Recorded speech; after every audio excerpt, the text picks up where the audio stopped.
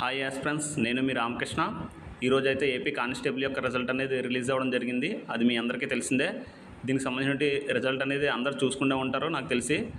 అయితే ఎవరైతే AP constable జాబ్కి సెలెక్ట్ అయ్యారో వాళ్ళందరికీ మన ఛానల్ తరపు నుంచి ప్రత్యేక అభినందనలు తెలుపుకుంటున్నాను. హార్టీ కంగ్రాచులేషన్స్ కూడా. అదేవిధంగా మన ఛానల్ యొక్క సబ్స్క్రైబ్స్ కూడా కొద్దివరకు అయితే ఈ యొక్క ఏపీ కానిస్టేబుల్కి జాబ్కి సెలెక్ట్ అవ్వడం జరిగింది. వాళ్ళు కూడా మనకు మెసేజ్ చేయడం జరిగింది. సో వాళ్ళకి ప్రతి ఒక్కరు కూడా హార్టీ కంగ్రాచులేషన్ తెలుపుకుంటున్నాను.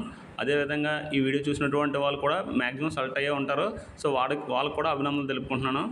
అయితే మనం ముందుగా ఈ వీడియోలోనే మార్నింగ్ ఈ ఏపీ బోర్డు వారు అయితే మనకి ఒక ప్రెస్ నోట్ అనేది రిలీజ్ చేయడం జరిగింది. ఒకసారి ఆ ప్రెస్ నోట్ గురించి డిస్కస్ చేద్దాం. అదేవిధంగా ఈ యొక్క కట్ ఆఫ్ మార్క్స్ అనేవి ఎక్కువ మార్కులు అనేవి పెరగడం జరిగింది, ఎక్కువ కట్ ఆఫ్ వెళ్ళిందని చెప్పి కొంతమంది అయితే చెప్పడం జరుగుతుంది. సో అది ఎందువల్ల వెళ్ళింది అనేది కూడా ఒకసారి మనం డిస్కస్ చేద్దాం. సో మనం ముందుగా చూసుకున్నట్లయితే ఒకసారి ఈ యొక్క ప్రెస్ నోట్ గురించి మనం డిస్కస్ చేసినట్లయితే ఈ యొక్క నోటిఫికేషన్ వచ్చి సివిల్ వచ్చి 3580 పోస్టులు, అదేవిధంగా ఏపీఎస్పీ పోస్టులు వచ్చి 2500 పోస్టులు అయితే నోటిఫికేషన్ అనేది 2022 నవంబర్ 28న అయితే నోటిఫికేషన్ రిలీజ్ చేయడం జరిగిందని, ఈ యొక్క నోటిఫికేషన్కి సంబంధించి 5,03,486 మంది అయితే క్యాండిడేట్స్ అప్లై చేయడం జరిగింది. ఈ యొక్క ప్రైమరీ టెస్ట్ అనేది 4,59,182 మంది అయితే ప్రైమరీ టెస్ట్ రాస్తే అందులోనే ఫిలిమ్స్ క్వాలిఫై అయినటువంటి అభ్యర్థులు చూసుకున్నట్లయితే 95,208 మంది అయితే ఫిలిమ్స్ క్వాలిఫై అయ్యారని చెప్పి మనకు తెలపడం జరిగింది.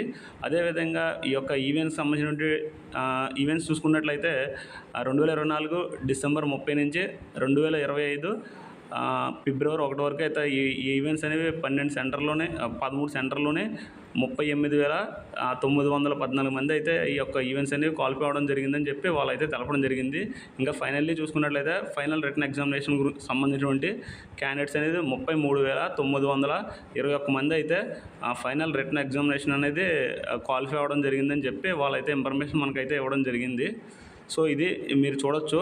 అదేవిధంగా ఒకసారి చూసుకున్నట్లయితే ఈ యొక్క సివిల్ అంటే ఈ యొక్క సెలక్షన్ లిస్ట్ అనేది ఏ విధంగా తీశారని చెప్పి, మెరిట్ లిస్ట్ అనేది ఏ విధంగా తీశారని చెప్పి ఒకసారి చూసుకున్నట్లయితే సివిల్కి వచ్చే ఫైనల్ రిటన్ ఎగ్జామినేషన్ 200 మార్క్స్కి గాను వాళ్ళు కట్ ఆఫ్ తీయడం జరిగింది. అదే ఏపీఎస్పీ కంటే సివిల్ మార్క్స్లోనే 50% ఎయిటేజ్ మార్కులు, అదేవిధంగా ఈవెంట్స్లోనే 50% చూసి అలా 200 మార్క్స్కి ఈ యొక్క ఏపీఎస్పీ యొక్క కట్ ఆఫ్ తీయడం జరిగిందని చెప్పి వాళ్ళైతే మెన్షన్ చేయడం జరిగింది. సో మీరు చూడొచ్చు క్లియర్గానే. ఈ యొక్క టాపర్స్ కూడా ఎవరైతే వచ్చారో వాళ్ళని కూడా మనకి మెన్షన్ చేయడం జరిగింది. సో అది మీరు ఇప్పుడు వరకు ముందు చూసే ఉంటారు. సో నెక్స్ట్ చూసుకున్నట్లయితే 7 పాయింట్ ఒకసారి మనం డిస్కస్ చేసినట్లయితే ఈ యొక్క పోస్టులకు సంబంధించినటువంటి ఆర్జెంటల్ రిజర్వేషన్లోనే లేడీస్కి సంబంధించి 1/3% రిజర్వేషన్ అనేది కల్పించడం జరిగిందని చెప్పి వాళ్ళైతే మెన్షన్ చేశారు. అదేవిధంగా ఒకసారి చూసుకున్నట్లయితే కొంతమందికి అయితే స్పెషల్ కేటగిరీ కింద కన్సిడర్ చేసి వాళ్ళకు కూడా ఆర్జెంటల్ రిజర్వేషన్ అనేది కల్పించడం జరిగిందని చెప్పి వాళ్ళు మెన్షన్ చేశారు. ఒకసారి చూసుకున్నట్లయితే నేను మార్నింగ్ కట్ ఆఫ్ ఎక్స్ప్లెయిన్ చేసినప్పుడు అక్కడ ఎంఎస్పీ తర్వాత సిసిపి అంటే ఏంటని చెప్పి కొంతమంది ఆస్పిరెంట్స్ కామెంట్ చేయడం జరిగింది. అన్న ఏంటని చెప్పి ఒకసారి మనం ఇవి చూసుకున్నట్లయితే ఎంఎస్పీ చూసుకున్నట్లయితే మెరిటోరియస్ స్పోర్ట్స్ పర్సన్ కింద ఎంఎస్పీ అని వస్తారు. ఎవరైతే స్పోర్ట్స్ సర్టిఫికేట్స్ ఉండి వాళ్ళైతే సబ్మిట్ చేశారో వాళ్ళైతే ఎంఎస్పీ కింద వస్తారు. వాళ్ళ కట్ ఆఫ్ కూడా మీరు చూడొచ్చు. జనరల్ కట్ ఆఫ్ పక్కన ఎంఎస్పీ, ఎన్ఎస్ఎస్ అదేవిధంగా సిపిపి అని చెప్పి ఇవ్వడం జరిగింది. అదే ఎక్కడే మెన్షన్ చేయడం జరిగింది ఎంఎస్పి అని.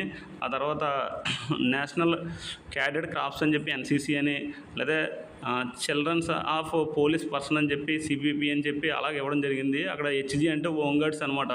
సో మీరు చూడొచ్చు అక్కడ హెచ్జి కట్ ఆఫ్ కూడా ఇవ్వడం జరిగింది. అది హోంగార్డ్స్ సంబంధించినటువంటిది.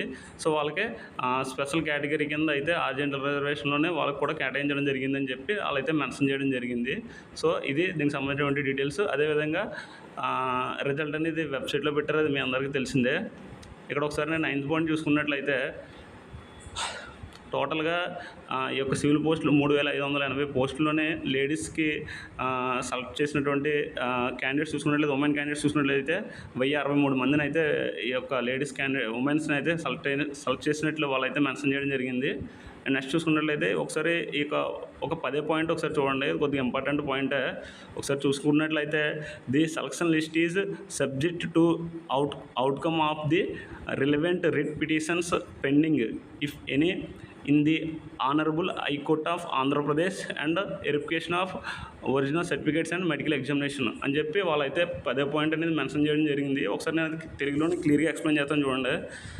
ఎంపిక జాబితాలోనే గౌరవనీయులైన ఏపీ హైకోర్టులోనే పెండింగ్లో ఉన్న సంబంధిత రిట్ పిటిషన్లు ఏవైనా ఉంటే వాటి యొక్క ఫలితం వాటి యొక్క ఫలితం మరియు ఒరిజినల్ సర్టిఫికేట్స్ ధృవీకరణ మరియు వైద్య పరీక్షలు లోబడి ఉంటుందని చెప్పి వాళ్ళైతే 10వ పాయింట్ అనేది మెన్షన్ చేయడం జరిగింది. మీరు కూడా ఒకసారి చూసుకోవచ్చు.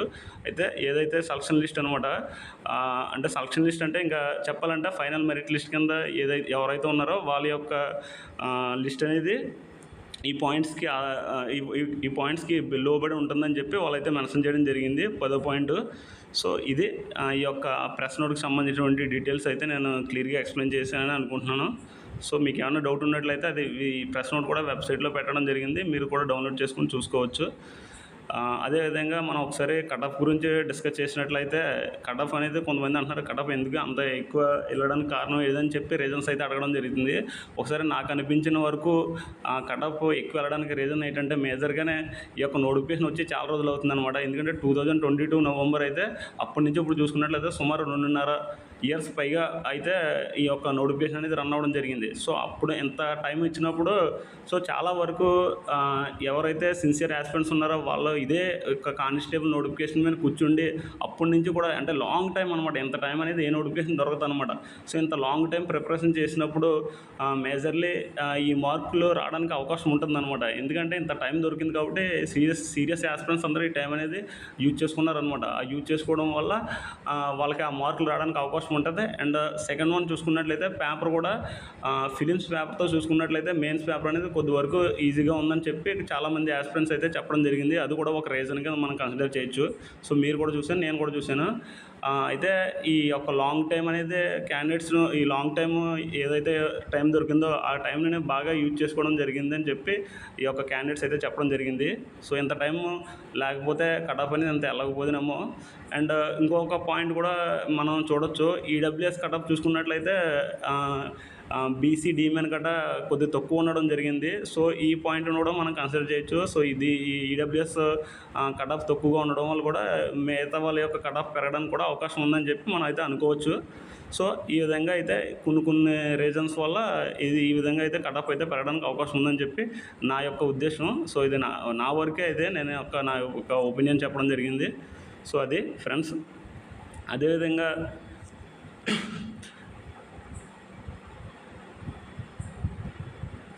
ఎవరైతే ఈ యొక్క ఏపీ కానిస్టేబుల్ జాబ్కి సెలెక్ట్ అయ్యారో వాళ్ళకైతే నెక్స్ట్ అయితే డాక్యుమెంట్ వెరిఫికేషన్తో పాటు మెడికల్ ఎగ్జామినేషన్ కూడా కండక్ట్ చేయడం జరుగుతుంది.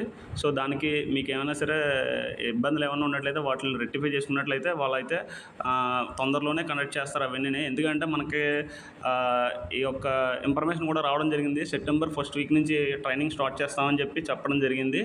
సో అది కూడా మనం గుర్తుంచుకోవాలా. అండ్ సెకండ్ వన్ ఏంటంటే ఈరోజే మనకి హోంమంత్రి అనిత గారు అయితే చెప్పడం జరిగింది. సో నేను దానికి సంబంధించి ఒక వీడియో కూడా సపరేట్గా చేస్తాను. ఎందుకంటే మళ్ళీ కానిస్టేబుల్ కొరత అనేది ఉండడం జరిగింది. ఈ యొక్క పోస్టులు భర్తీ చేసినప్పుడు కూడా కానిస్టేబుల్ యొక్క ఖాళీలు అనేవి ఉండడం జరిగాయి. దానికి సంబంధించిన నోటిఫికేషన్ కూడా రిలీజ్ చేస్తామని చెప్పి ఆవిడైతే చెప్పడం జరిగింది మేడం గారు.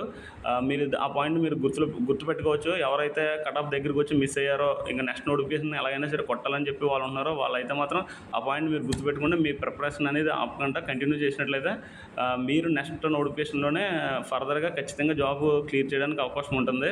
ఎందుకంటే మనకి కొద్దిగా అప్డేట్ రావడం జరిగింది, ఇంకా పోలీసు కానిస్టేబుల్ సంబంధించి భర్తీలు చేయాలని చెప్పి వాళ్ళు అనుకుంటున్నారంటే మనకైతే మెన్షన్ చేయడం జరిగింది. కాబట్టి దానికి క్లియర్గా నెక్స్ట్ నోటిఫికేషన్ ఎప్పుడు రావచ్చు చేయడం అనేది కూడా నేను ఒక వీడియో చేసి పెడతాను. అది మీకు యూజ్ అవుతుంది. ఏ విధంగా ప్రిపేర్ అవుతే నెక్స్ట్ నోటిఫికేషన్లో క్లియర్ చేయవచ్చు అని చెప్పి నేను కూడా అది ఒకసారి పెడతాను, అది మీరు చూడండి. సో అయితే అభ్యర్థులు ఎవరైనా సరే ఈ యొక్క కట్-ఆఫ్ మార్కులోనే దగ్గరికి వచ్చి పోయిన వాళ్ళు కానీ లేకపోతే నెక్స్ట్ ఖచ్చితంగా నోటిఫికేషన్ ఉంటుంది కాబట్టి మీరైతే ఫీల్ అవ్వవసరం లేదు. దీన్ని మీరు గుణపాఠంగా తీసుకుంటే నెక్స్ట్ ఏ విధంగా క్లియర్ చేయాలని చెప్పి దాని మీద అయితే ఫోకస్ పెడతారని చెప్పి నేనైతే ఈ యొక్క సెలెక్ట్ కానిటువంటి అభ్యర్థులకి ప్రతి ఒక్కరు కూడా చెప్తున్నాను. సో అది మీరైతే ఇబ్బంది పడాల్సిన అవసరం లేదు. నోటిఫికేషన్లు అనేవి చాలా వస్తాయి. మీరైతే ప్రాపర్గా చదువుకుని ఉన్నట్లయితే ఏదో ఒక దాంట్లో క్లిక్ అవ్వచ్చు అనమాట. ఎందుకంటే ఇప్పుడు మనకు ఆర్ఆర్బీ నోటిఫికేషన్లు వస్తున్నాయి, రైల్వేకి సంబంధించినటువంటి నోటిఫికేషన్లు వస్తున్నాయి, ఎస్ఎస్సి జీడీకి వస్తున్నాయి, ఎస్ఎస్సి సీజీఎల్ వస్తున్నాయి. సో నోటిఫికేషన్ అనేది ఎప్పుడు ఏదో నోటిఫికేషన్ అనేది రావడం జరుగుతుంది అనమాట. సో మనం అంటూ ప్రిపేర్ అయ్యి ప్రాపర్గా ఉన్నట్లయితే అందులో నోటిఫికేషన్ అనేది టక్ అని క్లిక్ అవ్వచ్చు అనమాట. సో అందుకు ప్రిపరేషన్ అనేది ఆపకండి. మీ అందరికీ కూడా ఏదో ఒక జాబ్ ఖచ్చితంగా వస్తుంది, ప్రిపరేషన్ ఆపకండి అనే చెప్పి నేను కోరుకుంటున్నాను. జై హింద్, జై భారత్.